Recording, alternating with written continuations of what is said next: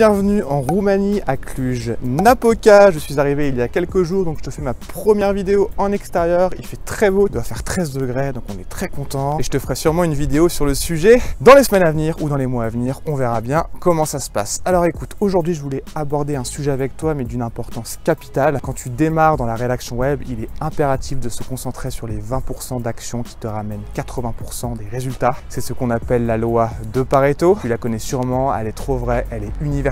Et franchement, il fallait que je t'en parle parce qu'il y a trop de rédacteurs web débutants qui se prennent la tête au début quand ils commencent à créer un beau site web, un beau blog, etc. Alors qu'au début, ça ne sert strictement à rien. Quand tu commences dans la rédaction web, il est impératif de se concentrer sur les 20% d'actions qui te ramènent 80% des résultats. Et pour ce faire, il n'y a pas de secret, c'est la vente. Tu dois te concentrer sur la vente. Étape 1, tu vends. Étape 2, tu vends. Étape 3, tu vends. C'est aussi simple que ça. Quand tu crées ton entreprise, beaucoup trop de gens se prennent la tête avec des choses mais qui ne sont qu'accessoires, alors que le principal, c'est de générer des revenus le plus vite possible. Donc, faut-il avoir un blog quand on est rédacteur web débutant? Pour se faire connaître, attirer des clients, etc. Franchement, ça peut être une bonne idée, mais dans un premier temps, ça ne sert strictement à rien parce que tu dois générer des revenus le plus vite possible. Et si tu es rédacteur web SEO, tu le sais comme moi, avoir des résultats avec son blog, ça prend énormément de temps, ça prend plusieurs mois. Et puis autre point aussi, tes futurs clients ne recherchent en aucun cas un blogueur,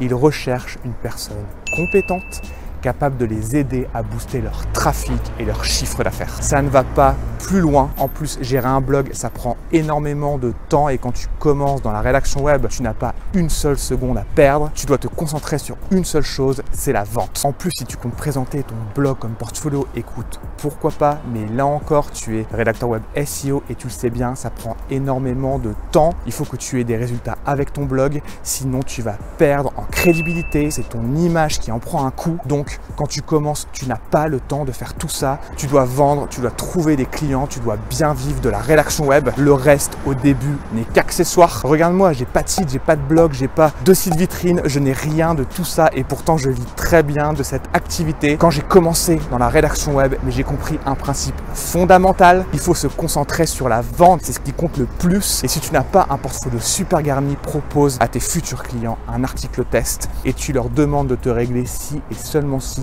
le contenu leur convient. C'est ce que je te conseille de faire, c'est ce que j'ai fait. Je me suis concentré sur les 20% d'actions qui m'ont ramené 80% des résultats. Même actuellement, je le fais toujours avec mes clients.